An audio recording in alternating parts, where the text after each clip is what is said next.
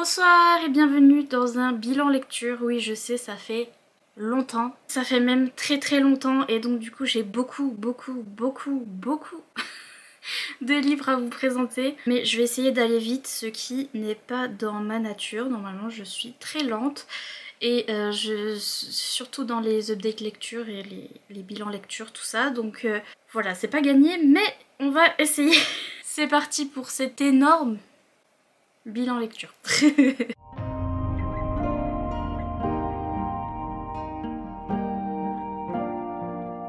Ça c'est du fond de teint, voilà, sur mon sweatshirt. Dites bonjour et voilà, bonsoir, bonjour.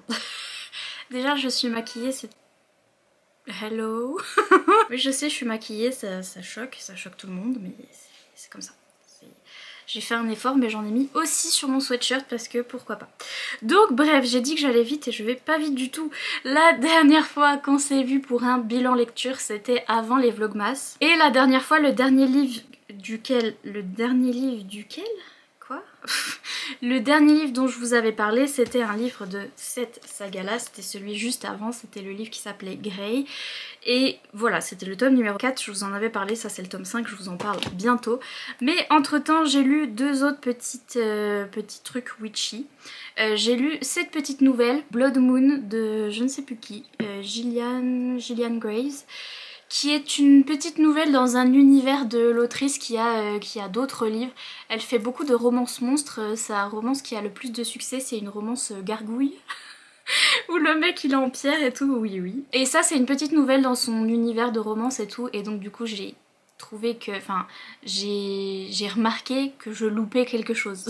Qu'il y avait déjà des couples et des trucs qui étaient installés et que j'ai loupé parce que j'ai pas lu la série. Mais bref, c'était une petite nouvelle sur un vampire et une jeune femme qui est une sorcière. Et il y avait de la représentation pour personnes grosses, la jeune femme était grosse et c'était incroyable, les scènes olé olé, incroyable. Même si il me semble qu'il y avait un truc... Ah oui, il y avait des petits mots un petit peu BDSM, un petit peu dégradant, un petit peu zarbi pendant les scènes olé olé et j'étais là... non. Bref, donc ça m'a un peu dérangée, mais sinon, niveau représentation, voilà, c'était trop cool. Et le vampire était décrit comme étant un vampire tout droit sorti des séries télé qu'on aimait quand on était jeune, genre Demon dans The Vampire Diaries, et donc du coup j'étais à fond. Mais voilà, petite nouvelle, et je me suis dit que j'allais pas lire les autres livres de l'autrice parce que les scènes olé olé ça a tendance à trop aller dans le truc où il y a des kinks bizarres et des mots bizarres et assez dégradants et truqués, donc I don't like it. Mais c'était sympa et j'aime trop cette couverture, J'ai lu aussi The Very Secret Society of Irregular Witches. C'est le titre le plus long de l'univers. Parce que ça avait l'air mignon, tout le monde le lisait à ce moment-là. Et en effet c'était mignon, je l'ai lu en audiobook. Et c'était sympa, je l'ai complètement oublié. Je me rappelle de l'histoire, je me rappelle avoir bien aimé, je me rappelle avoir fait du coloriage en même temps que je lisais ça.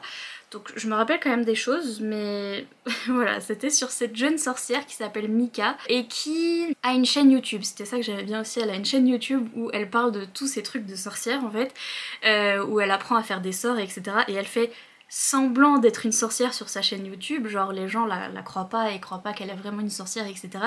Sauf qu'en vrai, elle est vraiment une sorcière. Les sorcières doivent se cacher un petit peu de la société et tout, et donc c'est pour ça que elle fait semblant sur YouTube, mais en vrai c'est une vraie, bref, vous avez compris. Et en fait, il y a une maison au milieu de la mer céruléenne, c'est vraiment ça. C'est que c'est un espèce d'orphelinat qui est tenu par deux petits papis qui sont amoureux et qui sont trop mimes, je les aime trop, et qui ont en fait repris cette maison, ce manoir où ils vivent dedans, avec trois petites filles qui ont perdu leurs parents et qui sont des sorcières. Les deux petits papis vont voir les vidéos YouTube de Mika et vont essayer de la contacter et lui dire bah nous on a trois petites sorcières à la maison qui savent pas trop quoi faire avec leur pouvoir, est-ce que vous pouvez venir chez nous pour les aider à apprendre à faire de la magie. Et donc elle va arriver dans cette petite maison et dans cette maison il y a aussi une dame qui fait à manger, etc. Il y a un monsieur qui est bibliothécaire et qui est bibliothécaire pour 3 petites filles. J'ai pas trop compris le principe, mais donc voilà. Et il y a une romance Enemies to Lovers avec Grumpy Sunshine plutôt, avec ce monsieur bibliothécaire. Et donc voilà, c'était Mims, mais pas... c'était bien. Ce livre-là dont je vous parlais tout à l'heure, donc c'est le livre 5. J'ai bingé jusque là, j'ai pas lu le 6 encore et le 7 vient de sortir, donc bref, il faut que je les lise. Mais ce livre 5, je l'attendais avec impatience parce que c'est un Enemies to Lovers, mais alors c'est ça, c'est le truc des anges déchus. J'ai réussi à le dire cette fois-ci, applaudissez. Le truc des anges déchus où c'est des demi-anges déchus qui chacun représente un péché capital. Voilà, et lui c'est la luxure, c'est genre c'est le désir. Voilà. Pour en revenir à mes petits trips de... En fait, j'ai découvert cette saga sur le compte Instagram d'une fille qui avait remplacé les couvertures et remplacé les personnages par des messieurs de K-pop. C'était incroyable. Et pour ce livre-là, pour Bellamy, elle avait mis, comme monsieur de K-pop, elle avait mis Yoonjin de Stray Kids. Et vraiment... incroyable. J'ai imaginé Yoonjin tout du long et c'était très très bien. Voilà, pour ceux qui connaissent. Donc le monsieur représente le désir, machin, il est demi-ange déchu, il doit défendre les humains contre les démons et voilà, tuer des démons pour que les humains meurent pas.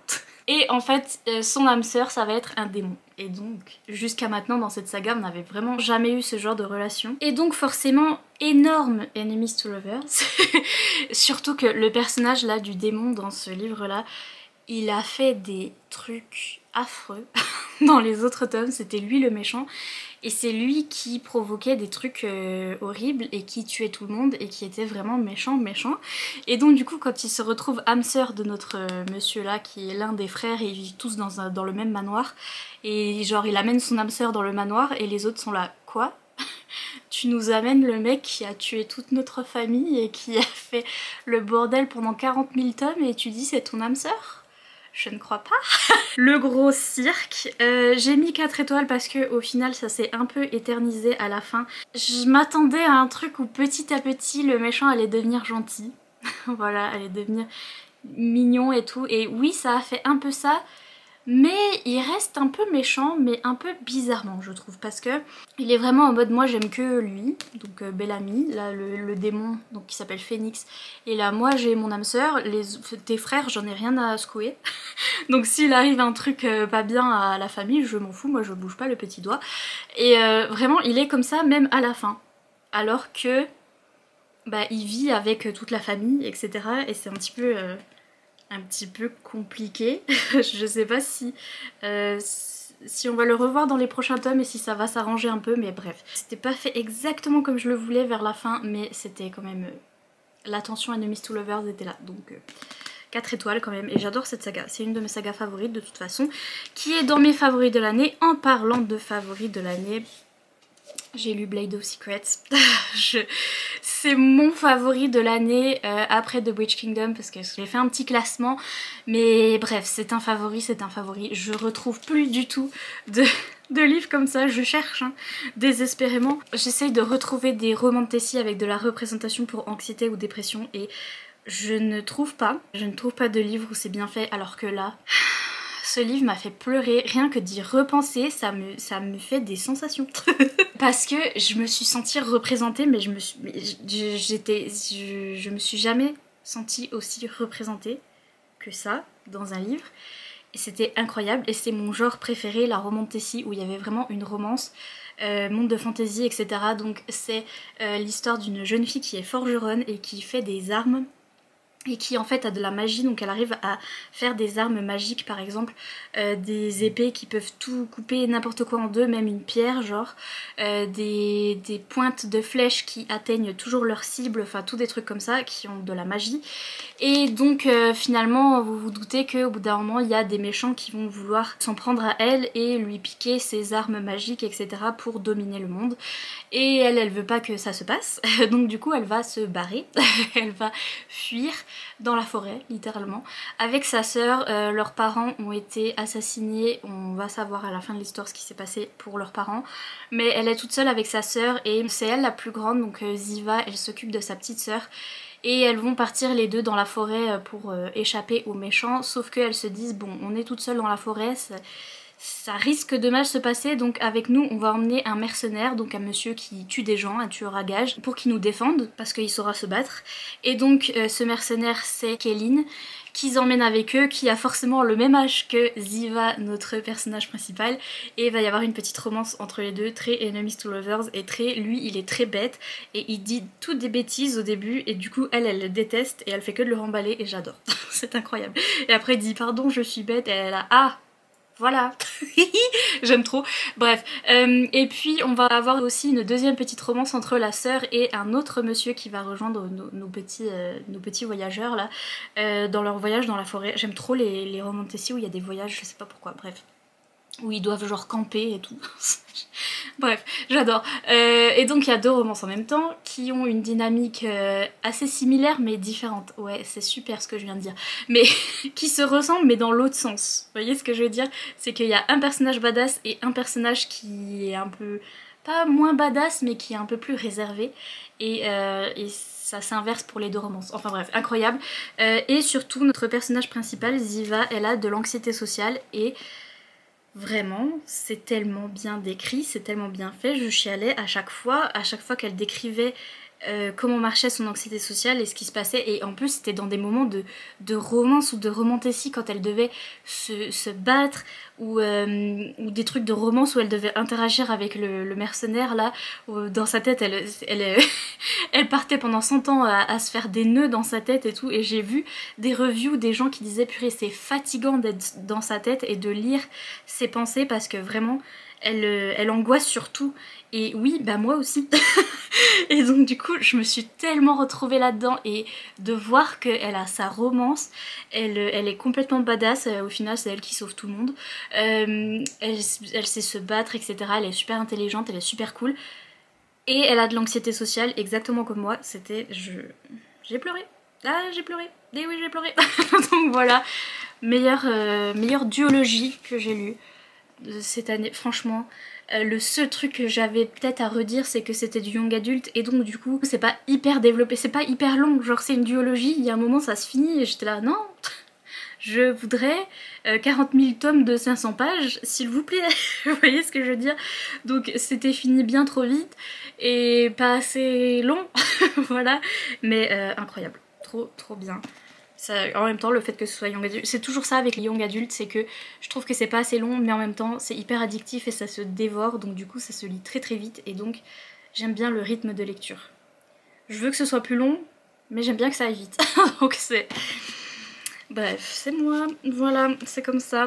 Ensuite, je suis repartie dans la saga Blood Mercy, qui est aussi une saga favorite de l'année, mon dieu, ces livres sont lourds. Quand je vous dis que je veux des livres de 500 pages et que je veux 6 livres de 500 pages, je parle de ça. Je parle de cette romantécie en anglais, donc de Vela Ross, qui commence avec le premier tome qui s'appelle Blood Mercy, qui est un de mes livres préférés de cette année, et celui-là était à peine en dessous, mais j'aime toujours cette saga. C'est une histoire de vampires, sauf que c'est pas des vampires, c'est une espèce de gens qui s'appellent les Hesperines et donc qui boivent du sang et qui ont des canines et qui vraiment ressemblent aux vampires, mais ils s'appellent des Hesperines. Et ils se nourrissent sur les animaux et ils sont hyper gentils parce que même quand ils se nourrissent sur les animaux, ils leur demandent télépathiquement aux animaux avant s'ils peuvent leur prendre du sang, et en plus pendant qu'ils les mordent ils leur donnent des vitamines, enfin bref c'est vraiment les vampires véganes, vous voyez ce que je veux dire, ils sont trop mimes etc, et en fait on va avoir notre jeune femme qui est Cassia, qui est la fille bâtarde du roi et donc du roi des humains, qui est vraiment affreux, c'est le pire, c'est le plus méchant, le roi des humains, et il traite très mal sa fille parce que c'est une fille bâtarde et pas sa fille légitime, etc. Et donc elle a une vie hyper difficile et les Hesperines vont essayer d'arriver dans le monde des humains pour faire un petit peu de diplomatie et essayer de faire la paix entre leurs deux peuples, entre les vampires et les humains, parce que les humains ont très peur des vampires, sauf qu'ils arrivent au milieu des humains, ils sont là paix et amour, et les humains sont là on va vous zigouiller et donc du coup ils sont là bon ça se passe pas très bien la diplomatie Donc vraiment ce livre c'est ça, et c'est surtout la romance entre Cassia et Leo qui est l'un de nos Hesperines, l'un de nos vampires. Ils vont se retrouver les deux en secret et ils vont apprendre à se connaître parce que Leo va aider Cassia et inversement. Cassia elle a un chien qui est son chien de garde qui est toujours avec elle et qui est toujours dans l'histoire. Donc dans toutes les scènes il est là et ça fait plaisir. J'adore cette saga là, mais par contre ça dure longtemps, voilà, c'est de l'adulte, beaucoup de descriptions, ça parle beaucoup, c'est tout de la diplomatie etc. Quand il y a des scènes d'action qui se passent, même pendant les scènes d'action ça parle beaucoup, vous voyez, mais moi j'adore parce que j'adore cette saga, donc du coup c'est hyper long, je crois que cette saga fait 6 tomes, un truc comme ça. Et à chaque fois les tomes sont hyper lourds là, font combien de pages? 600 pages, oh là là. Et ça parle, mais il y a beaucoup de romance et c'est incroyable, c'est trop bien. Et donc du coup, faut que je sois dans le mood par contre pour lire ça parce que c'est long, faut se concentrer, faut rester dedans, vraiment. Mais c'est tout ce que j'aime. Donc voilà, ce tome 2, un peu long, et puis j'ai trouvé que la fin...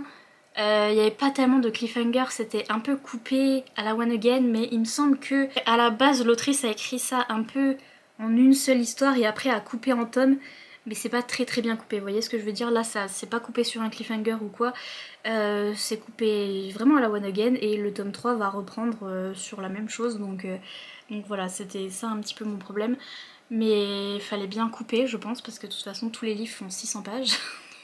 Donc l'autrice elle a dit eh, c'est bon 600 pages je coupe là. Mais c'était pas, voilà, c'était pas forcément la meilleure fin. Mais j'ai hâte de lire la suite quand même. Ensuite il s'est passé un truc. J'ai bingé. J'ai bingé la saga Criminal Intentions. En fait je vais regarder les vidéos d'une youtubeuse américaine qui s'appelle Robin et qui sa chaîne c'est Paperbacks and Planners, je crois que c'est dans ce sens là, à chaque fois je sais jamais c'est dans quel sens. Ça c'est le 1, de vous. Elle lisait cette saga et elle disait je suis obsessed, j'aime trop, je suis accro. C'est une saga qui a 40 000 tomes. C'est fait sous forme de saison, un petit peu comme une série télé. Et c'est vraiment une série télé policière en fait, NCIS, ce truc comme ça. Où on a, là c'est épisode 1, saison 1. Il y a 3 saisons, pour l'instant il y a 30 livres. C'est une série policière qui parle de policiers. Et qui parle d'enquête, etc. Et au début, quand elle disait ça sur sa chaîne, l'américaine, je me disais ouais mais bon... Je m'en fous moi des trucs policiers. Et ce qui est le cas, mais elle disait il y a une super romance hyper slow burn MM avec un des deux personnages qui est neurodivergent et j'étais Et ça m'a fait penser à une des sagas que j'aime vraiment trop qui est la saga Taïe Zane, donc Cut and Run de Abigail Roux, qui est aussi randomly une saga policier avec des enquêtes etc. Mais j'avais adoré la romance à l'intérieur entre les deux policiers qui étaient partenaires etc. Et là c'est très similaire. Et vraiment c'est le plus slow de tous les burns, si bien que dans le tome 4 ils avaient même pas conclu. Ils commencent à peine à se rapprocher dans le tome 4, donc j'ai cru mourir. Et c'est vraiment incroyable, j'aime trop cette romance. Les enquêtes j'en ai rien à secouer, mais elles sont cela dit bien faites et assez spooky, assez gore pour ceux qui aiment bien les romans un peu noirs, un peu gore, un peu de policiers, enquête, etc. suspense. Vous allez vraiment aimer parce que vraiment les enquêtes sont bien faites. C'est juste que moi à chaque fois ils se demandent qui est le tueur et je passe un peu, je suis un peu là, moi perso je m'en fous. Après à la fin ils disent le tueur c'est lui et t'es là ah...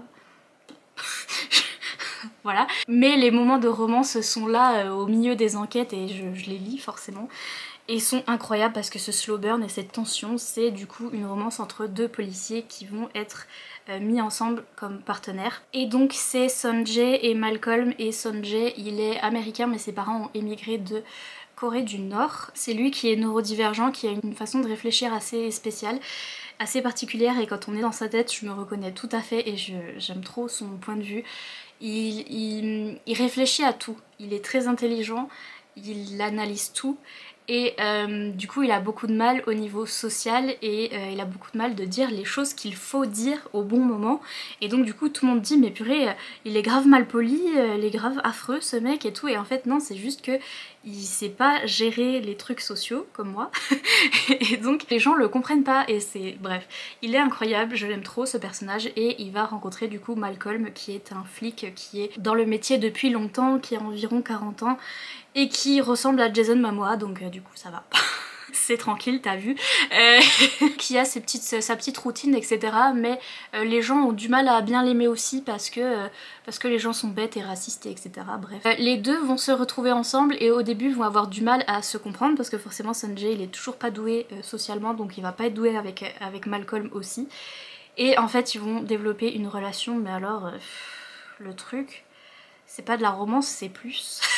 Genre vraiment c'est ça que j'adore, c'est que même quand ils sont ensemble, bon ils mettent du temps, hein, je vous dis au tome 4 j'étais encore en train de souffler parce que rien ne se passait, mais au bout d'un moment ils concluent, il se passe des choses, machin, et je me dis bon bah c'est à partir de ce moment là que j'en ai marre. En général, dans les romances, je m'en fous, j'en ai marre. Mais en fait, c'est vraiment bien fait, cette romance-là est vraiment bien faite et très mature et très... il y a plein d'obstacles en fait qui vont se présenter à nos personnages au fur et à mesure de la saga. La manière dont ils gèrent ça et la manière dont une personne neurodivergente gère ce genre de choses aussi, c'est hyper important et c'est trop bien fait et leur relation est incroyable et m'intéresse toujours, même après 40 000 tomes. Même après 40 000 enquêtes que j'en ai rien à secouer. Rien que de vous en parler, là j'ai envie de continuer la saga, je sais plus à quel tome j'en suis, mais voilà. Donc j'ai lu, mes ratings ils sont un peu bizarres, genre le tome 1, j'ai mis 4 étoiles je crois, ou 3 étoiles je crois. Combien j'ai mis au tome 1? J'ai mis 3 étoiles au tome 1, parce que j'étais là, ah, des enquêtes policières, et en plus il n'y a même pas un seul bisou dans un tome, non mais c'est quoi ça? Après, le tome 2, j'ai remis 3 étoiles, j'étais là, certes, mais ces personnages m'intéressent. Le tome 3, toujours 3 étoiles, j'ai tout mis 3 étoiles, jusqu'au tome 4, 5, 6, où j'ai commencé à mettre 4 étoiles, et après j'ai mis 5 étoiles parce que ça y est, ça a commencé à, à se passer, et en fait je mets 5 étoiles à toute la saga, c'est juste que le 3 étoiles c'était pour les enquêtes policières, je m'en fiche. Mais en fait c'est tellement bien écrit, c'est tellement bien fait, ça mérite même pas 3 étoiles, faut que je remette 5 à tous, mais bref. J'ai lu le 1, 2, 3, 4, 5, 6, 7, 8, 9, 10, 11, 12, 13, et donc j'ai fini la saison 1, et après je me suis arrêtée enfin. Je me suis dit je fais une petite pause. Et ensuite j'ai pris un autre bouquin, j'ai lu une dark romance, donc j'ai lu Still Beating de Jennifer Hartman. C'est une romance, une dark romance que j'ai vue partout sur les chaînes des américaines et qui a été le coup de cœur d'ailleurs de tout le monde cette année. J'ai bien aimé, j'ai mis 4 étoiles, j'ai beaucoup aimé cette dark romance, mais pour moi c'est pas un coup de cœur.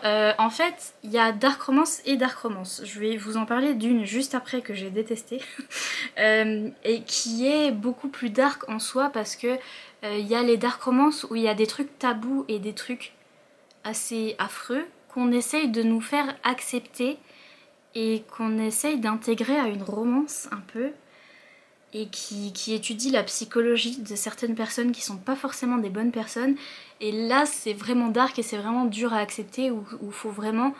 on a des valeurs et des trucs qui sont dans notre tête qui sont là. On se dit si les gens ils sont comme ça, c'est en prison. Mais quand on lit ce genre de dark romance on est là, laissez-moi réfléchir. Et on a le point de vue des méchants et on commence à s'intéresser un peu aux méchants et à être dans leur tête en tout cas. Et donc voilà, il y a des dark romances qui sont comme ça et il y a des dark romances comme celle-ci où il se passe un truc horrible. Il y a un petit élément tabou, mais c'est pas... voilà, c'est pas hyper challenging dans la romance où vraiment on nous dit d'aimer des personnages qui sont affreux ou etc. Là en fait c'est une jeune fille qui va se faire enlever, et en fait elle va se faire enlever avec son beau-frère, donc le fiancé de sa sœur. Il est fiancé, enfin il est avec sa sœur depuis 11 ans, voilà, ils se connaissent, ils peuvent pas se saquer, ils font que de se chamailler tout le temps depuis que lui il est fiancé avec sa sœur. Ils se connaissent depuis presque toujours et ils font que de se chamailler. Et elle, à un moment, elle va à un anniversaire, je sais plus quelque chose, elle va dans un bar et il n'y a plus de Uber pour venir la chercher, elle a plus d'argent, elle a plus de voiture, etc. Et donc du coup elle essaye d'appeler sa sœur, que sa sœur vienne la chercher, mais sa sœur ne répond pas. Et donc elle appelle son beau-frère. Et c'est son beau-frère qui vient la chercher à ce bar pour la ramener.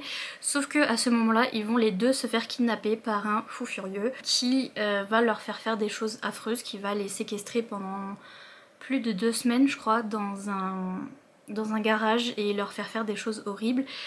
Et leur faire également des choses horribles. C'est décrit, mais c'est écrit d'une façon très délicate. Je trouve que l'écriture de l'autrice est vraiment bien faite là-dessus, où c'est pas des descriptions très vivaces juste pour choquer, etc. Vous voyez, on sait ce qui se passe, mais c'est décrit de loin un peu.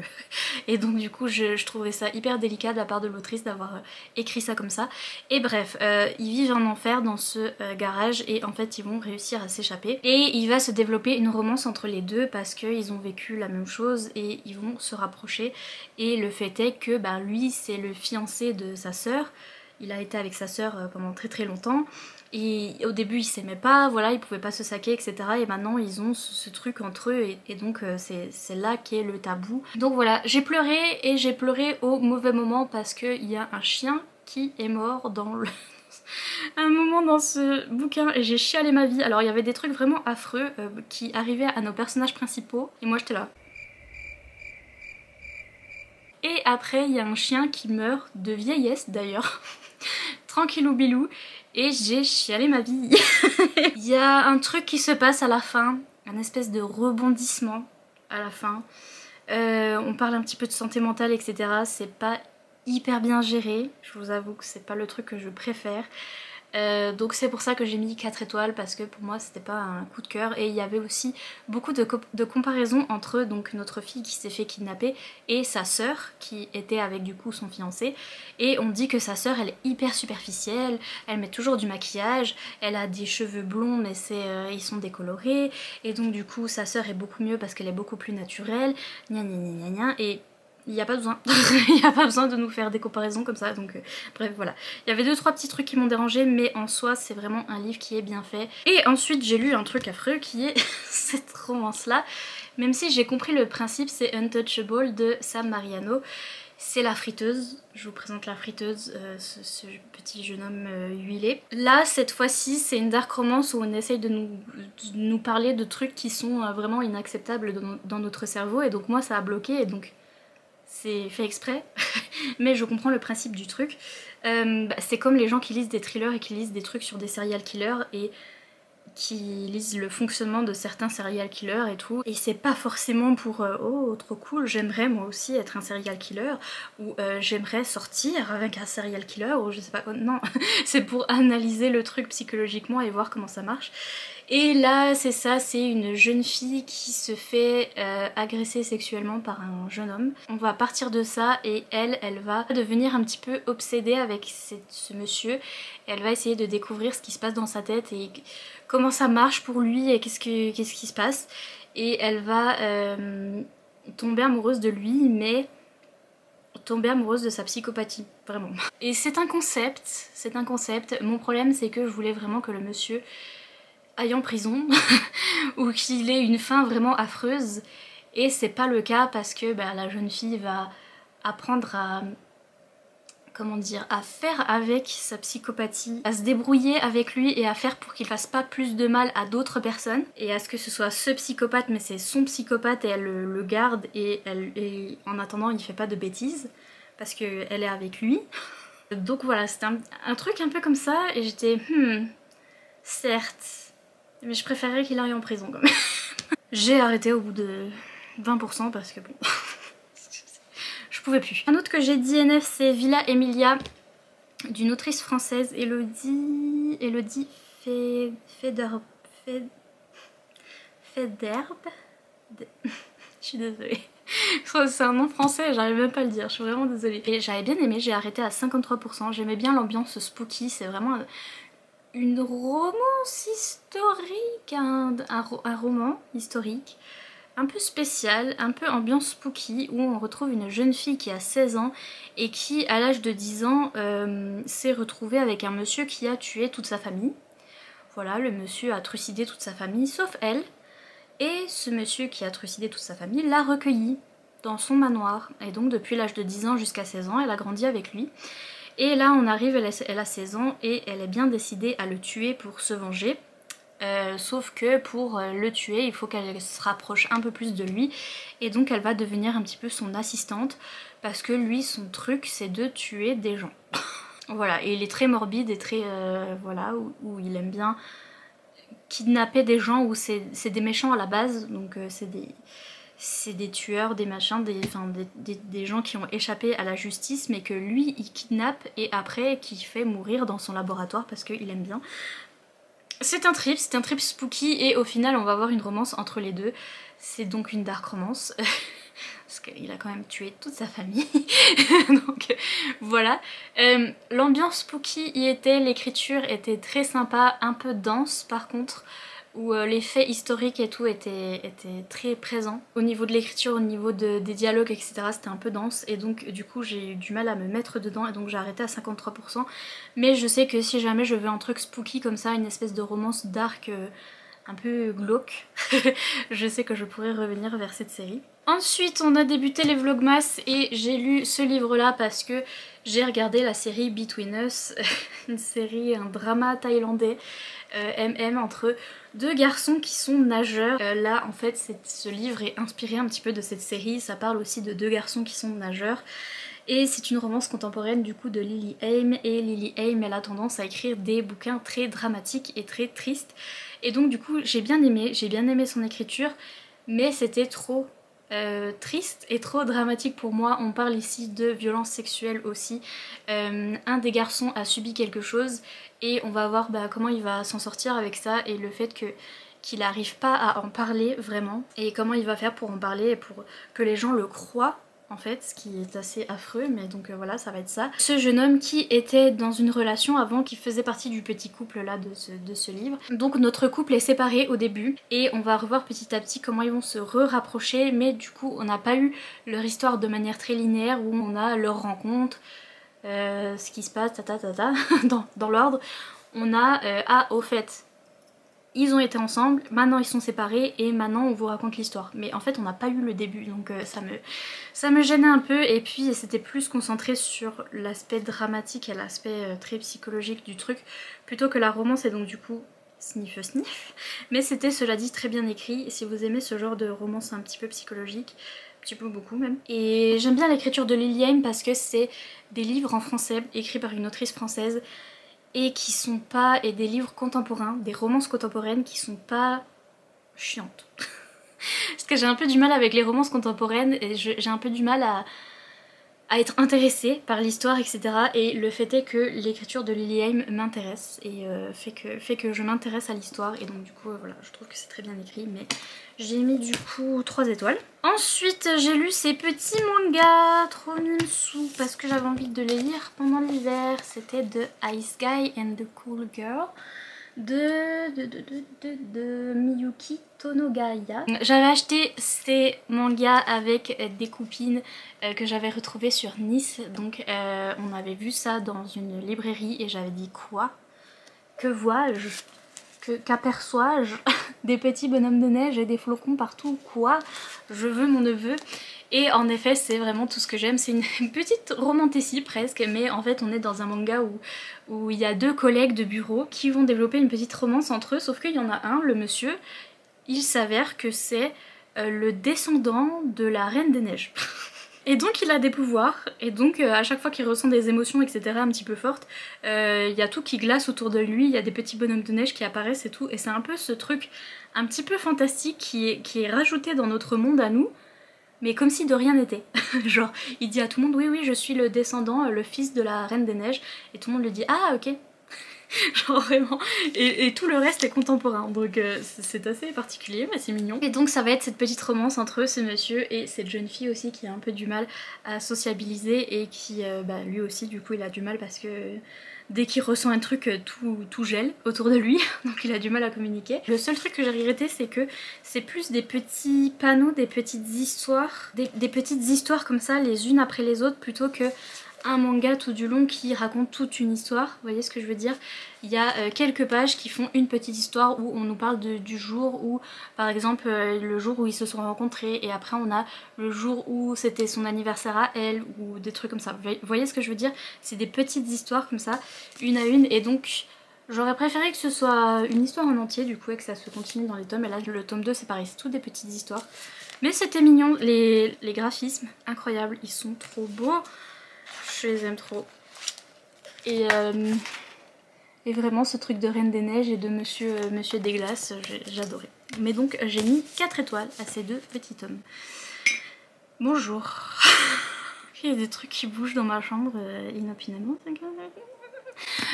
Ensuite j'ai lu Le Prince Cygne de Isabelle Lesteplume, qui est un livre en français chez MXM Bookmark. Là j'ai l'édition spéciale qui est magnifique et qui est introuvable parce que c'est une édition limitée. Et c'est un retelling du coup du conte de la princesse Cygne, du cygne et de la princesse, ou de la princesse et le cygne, et je sais plus c'est dans quel sens, mais qui est mon dessin animé préféré de tous les temps. Ça a déclenché, en fait j'ai acheté ça à une convention, et parce que je voyais les trucs de glace un peu et je trouvais que le livre était magnifique et j'étais là oui.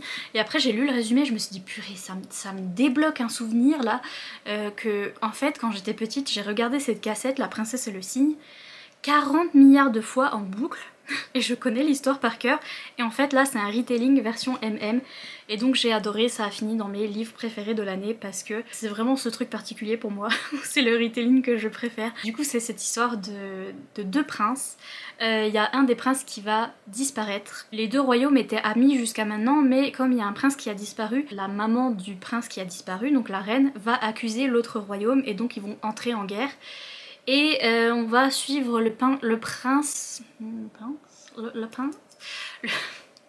de l'autre royaume qui ne s'est pas fait kidnapper, lui, et qui en a marre de cette guerre qui dure depuis longtemps et qui va en fait un jour se perdre dans la forêt interdite, et qui va rencontrer un jeune homme qui se transforme en cygne. Et donc vous vous doutez que ça a rapport avec le prince qui a disparu, et donc les 2 princes vont se rencontrer et se rapprocher. Et voilà, retelling incroyable, magnifique, fantastique, j'ai trop aimé. C'était trop bien. Et vraiment ça m'a débloqué ce souvenir là de cette cassette que j'ai usée ma vie. Incroyable. C'était vraiment trop bien. Ensuite j'ai lu randomly cette romance de Noël. Parce qu'en fait je voulais lire celle-ci qui s'appelle Félix Navidad, et rapport avec mon fangirlisme sur Stray Kids encore, qui est un groupe de K-pop, et il y a un monsieur qui s'appelle Félix. Donc j'ai envie de lire celui-là, sauf que je me suis rendu compte que c'était le tome 4, et donc du coup j'ai lu le tome 1 qui s'appelle Faux Ho Ho de Nathan Burgoine. Et j'ai mis 3 étoiles, je me rappelle même plus, c'était un Friends to Lovers où on a 2 jeunes hommes qui sont colocataires et qui s'entendent bien, qui sont friends, qui sont amis, et en fait l'un des 2 a une famille hyper affreuse, qui est très homophobe, etc. Et donc ils vont faire semblant, ils vont fake date, ils vont faire semblant de sortir ensemble pour saouler la famille des homophobes là, parce que la sœur du monsieur se marie, la sœur du monsieur qui a une famille homophobe se marie. Et lui il a dit mais je vais aller au mariage de ma sœur mais avec un copain, comme ça va bien les saouler. Et donc il va fake date son colocataire, sauf qu'ils vont plus fake date, au bout d'un moment ils vont être vraiment en couple. Et c'était sympa, c'était mignon, ça se passait au Canada, j'aimais bien. Et la série était intéressante mais j'ai jamais continué. Mais un jour il faudra que je lise Félix Navidad quand même. Après il y a eu un souci, je suis retournée dans Criminal Intentions. J'ai commencé la saison 2. J'ai lu le premier tome de la saison 2, j'ai mis 4 étoiles. Deuxième tome de la saison 2, j'ai mis 5 étoiles. Apparemment celui-là était mieux, je ne sais plus. Il y avait sans doute plus de romance. Et le troisième tome de la saison 2 où j'ai mis 4 étoiles. Voilà. Et après je me suis dit bon, ça suffit, ça suffit. Tu repars pas là-dedans. J'en ai lu 3, je me suis arrêtée. Et j'ai repris un livre en papier pour essayer d'arrêter de binger cette série parce que c'était trop. Et donc j'ai sorti ce livre là que j'avais reçu pendant les vlogmas aussi, qui vient de sortir. Donc c'est Un pacte avec le roi elfe de Elise Kova, qui est une romantasy young adulte sortie en français. J'adore ces couvertures, j'adore les couvertures des livres d'Elise Kova. Je vais vous parler de celui-là en même temps, que j'ai sorti juste après, parce que ça c'est le tome 1 un petit peu de la saga. Ils peuvent se lire séparément, mais ça se passe dans le même monde. Donc du coup là on a le tome 1 et là j'avais le tome 2 en anglais et vraiment ces couvertures magnifiques quoi, elles sont trop belles, je peux pas m'en séparer, j'ai trop du mal de m'en séparer même si j'ai pas aimé les livres du coup, spoiler, mais je les aime trop ces couvertures, je me disais purée ça va être de la romantasy que j'aime mais absolument. Et en fait j'ai pas vraiment aimé, j'ai trouvé que c'était pas assez bien fait à mon goût. Par contre je trouve que c'est une bonne romantasy pour commencer, pour les gens qui n'ont pas l'habitude de lire de la romantasy et qui ont plus l'habitude de lire des romances contemporaines. Là c'est un monde de fantasy assez simple, la romance arrive très vite, ça se lit très rapidement, ça se dévore. Et donc peut-être que si vous voulez commencer la romantasy, que vous n'en avez jamais lu, peut-être que ça peut vous plaire. Voilà, je le recommanderais comme ça.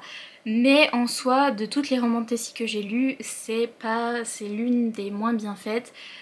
J'ai pas accroché au personnage, j'ai pas accroché à la romance, à l'écriture de l'autrice, même si j'adore ses couvertures et donc du coup je suis vraiment deg parce qu'il y a tellement de livres d'elle que je veux lire, mais j'ai vraiment pas accroché à son écriture. Le monde de fantasy pas assez bien développé, la romance pas assez bien développée, où vraiment ils se mettent ensemble et je suis là mais je suis pas du tout attachée et eux ils sont pas du tout attachés l'un à l'autre donc je sais même pas ce qu'ils font ensemble. Les dialogues assez creux comme ça où vraiment je voyais pas la tension entre les deux, je voyais pas l'alchimie entre les deux et pareil, le monde de fantasy c'était bien mais j'en voulais plus et je comprenais pas tout. Là on a un peu un retelling de Hadès et Perséphone où on a la jeune fille qui a des pouvoirs rapport avec les fleurs, le printemps, etc. et qui va aller avec le roi elfe et qui va se marier au roi elfe. Et là on a un petit retelling de Cendrillon où une jeune fille a perdu son père et qui est maltraitée par sa belle-mère et qui va devoir se marier avec le prince des fées. Et là c'était quoi, les elfes? Ouais. Bref. Et pareil, c'était soi-disant une romance enemies to lovers, mais j'arrivais pas à m'attacher au personnage. Et pareil, quand ils avaient des conversations qui devaient avancer la romance, là-dedans c'était des conversations assez creuses et qui n'avaient pas trop de sens et qui du coup faisaient que je me suis pas attachée au personnage ni à la romance et donc du coup j'ai trouvé que la romance était mal faite. Et donc voilà, c'est très dommage puisque derrière il y a écrit pour les fans de Enchantment of Ravens et A Court of Silver Flames, donc rien que mes deux livres préférés de tous les temps, mais en fait... non. Ensuite j'ai lu un livre que j'ai adoré qui est mon premier coup de cœur de cette année et qui est le coup de cœur de cette année. Pour l'instant j'arrive plus à arrêter d'y penser, je l'aime trop. C'est ce livre là, The Serpent and the Wings of Night de Carissa Broadbent. Je suis en train de lire un autre livre de cette autrice et vraiment son écriture incroyable, tout est incroyable, je l'aime trop, ça va être une autrice préférée encore. Comparée à Sarah J. Maas, beaucoup comparée à Sarah J. Maas, je l'ai vu sur des chaînes des américaines qui ont dit waouh c'est à Cotard et gna gna gna. Et oui, même si voilà, je suis souvent déçue des choses qu'on compare à Cotard et après je lis et je suis là quoi. Vous voyez ce que je veux dire? Là c'est oui parce que c'est pas pareil, mais c'est les mêmes vibes où c'est bien écrit, le monde de romantasy est bien fait, les romances sont hyper angsty, sont hyper pleines de tension et hyper intéressantes et c'est bien écrit, c'est bien rythmé, il y a de l'action et c'est hyper intéressant. Et donc du coup c'est pour ça qu'on compare à Sarah J. Maas parce que c'est bien fait, c'est de la romantasy qui est bien faite. Mais après sinon ça n'a un peu rien à voir. C'est pas la même histoire en tout cas. Donc là c'est une histoire assez compliquée de vampires. En gros c'est des vampires et c'est une jeune fille qui est humaine et qui a été adoptée par le roi des vampires qui est très très méchant.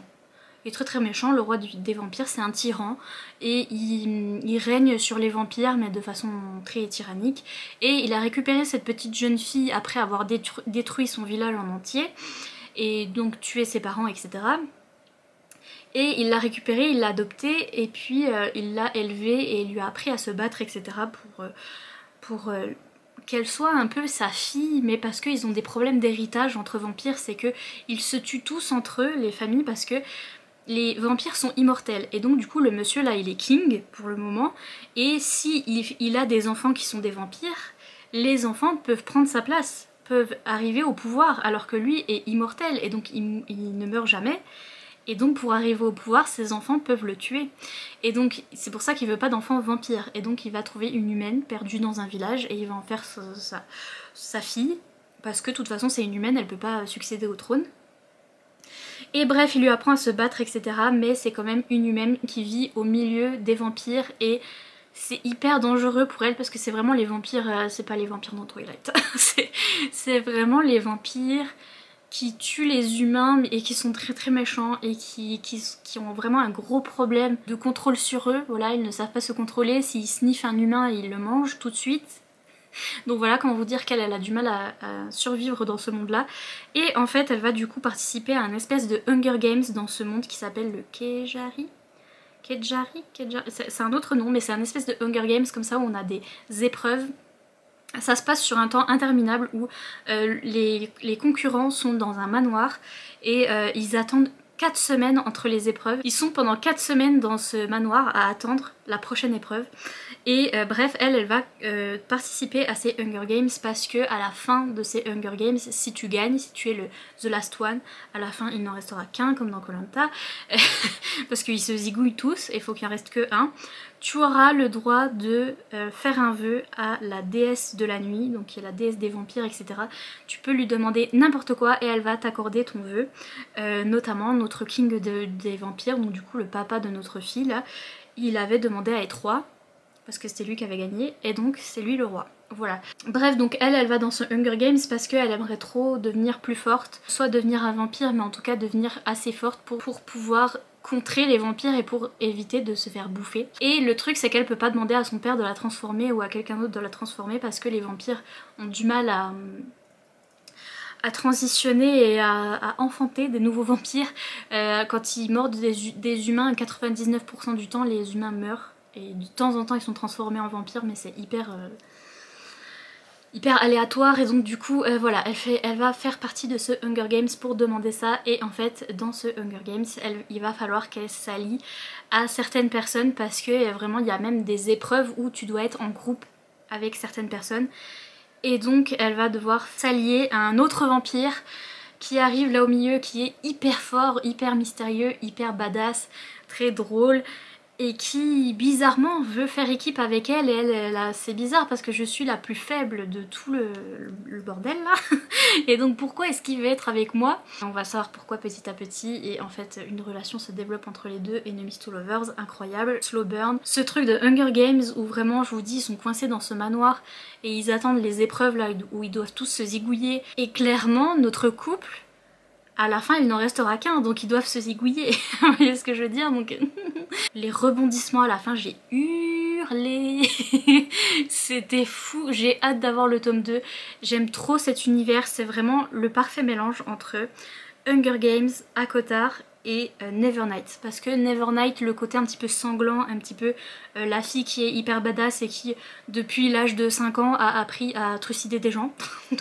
Donc c'est assez gore et assez voilà, et assez sanglant. Voilà. Et c'est mon livre préféré de l'année pour l'instant, j'aime trop. J'aime trop cette autrice, je sens que ça va être une autrice favorite pour les romanticismes. Voilà, ça va être trop cool. J'ai lu beaucoup de favoris, donc les 2 derniers dont je vais vous parler, c'est aussi des favoris de l'année pour l'instant. Parce que en fait, je regardais les vidéos des favoris de l'année de personnes que je regarde sur YouTube. Et donc je regardais la vidéo favorite de Jess de Peace Love Books XO, qui est une américaine qui lit des romances, et elle avait mis ce livre là dans ses favoris. Elle en parlait, elle disait que c'était une romance contemporaine, mais avec un petit twist à l'intérieur puisque on a une histoire de voyage dans le temps et d'âme sœur. Et j'étais là, est-ce que c'est pas le truc hyper spécifique que j'adore? Si, exactement, parce que vraiment dans ma tête quand je me dis que je vais écrire un livre, je me dis que je vais écrire un truc d'âme sœur où c'est des histoires d'âmes sœurs qui se retrouvent à travers le temps, quitte à faire un petit truc de voyage dans le temps. Et bref, c'est un truc vraiment spécifique à moi où j'aime trop ces histoires là. Et là c'est vraiment ça, c'est une jeune fille, c'est une romance contemporaine mais très normale, très contemporaine. Pareil, les voyages dans le temps c'est pas en 1800 machin truc, c'est dans le temps genre il y a 10 ans ou il y a 2 ans, ou enfin vous voyez ce que je veux dire.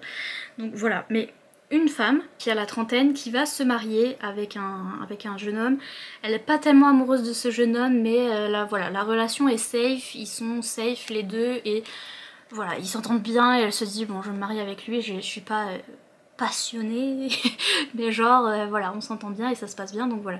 Elle va se marier avec lui et en fait depuis qu'elle est toute petite elle fait des rêves et elle rêve de ce garçon qui s'appelle Nick et qui est apparemment son mari. Elle fait des rêves comme quoi elle est mariée avec lui. Elle dit ça depuis qu'elle est toute gamine à ses parents, elle dit mais j'ai un mari, il s'appelle Nick et tout, et ses parents lui disent mais what? On connaît personne qui s'appelle Nick, c'est quoi ce cirque? Et du coup elle a appris à ne plus trop en parler parce que ça faisait peur à ses parents, etc. Elle en parle plus trop, mais elle fait vraiment des rêves de ce monsieur, mais très vivides, et elle sait exactement ce qu'il aime et qui il est et à quoi il ressemble, et enfin voilà, elle revit des trucs avec lui dans ses rêves. Et en fait elle a un petit souci avec ses rêves, c'est qu'elle a tendance à s'évanouir de temps en temps dans la journée quand elle sent que ses rêves arrivent et tout, et qu'elle a des souvenirs qui lui viennent.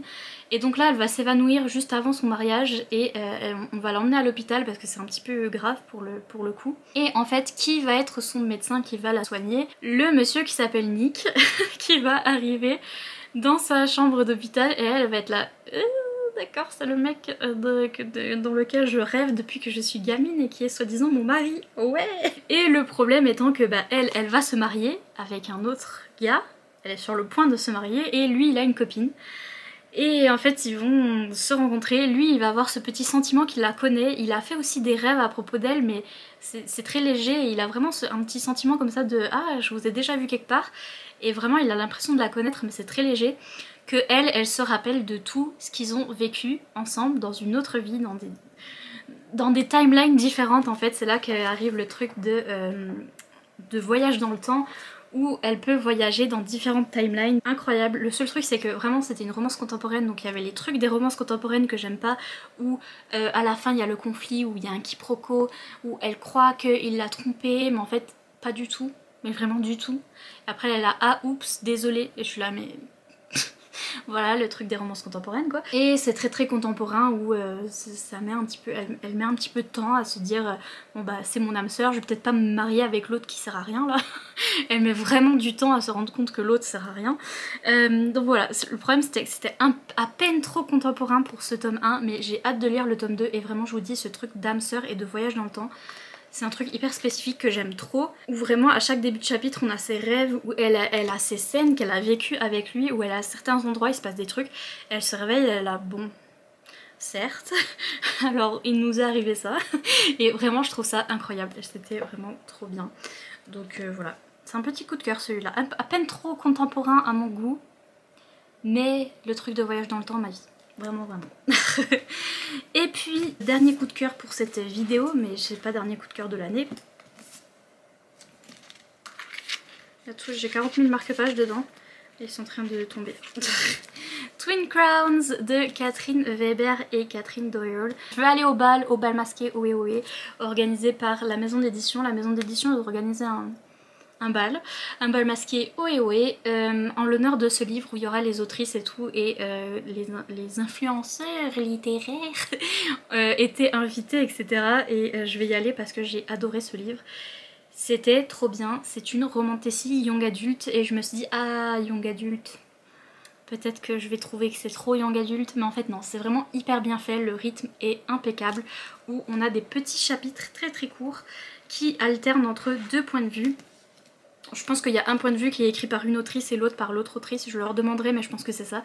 On a deux sœurs qui sont des sœurs jumelles, qui sont des princesses. Les princesses du royaume, leurs parents ont été assassinés quand elles sont nées. Il y en a une qui est restée au royaume et qui est devenue princesse, et l'autre qui a été kidnappée par la sage-femme et qui a été élevée parmi les sorcières, mais les gens au royaume n'ont aucune idée qu'elle existe. Donc Rose, elle était au palais, et Vren, l'autre sœur, elle a été élevée chez les sorcières. Et en fait on est dans un monde de fantasy où il y a des pas beaux méchants qui ont pris le pouvoir et qui ont tué toutes les sorcières et qui ont fait la guerre aux sorcières, si bien que les sorcières sont allées se cacher dans un coin du monde de fantasy, et que les autres sont au pouvoir et sont vraiment anti-sorcières, etc. Et notre jeune fille Rose, du coup elle a été élevée là-dedans, où les sorcières c'est grave, c'est pas bien, et tout ça. Et en fait sa sœur a été élevée chez les sorcières et a des pouvoirs, etc.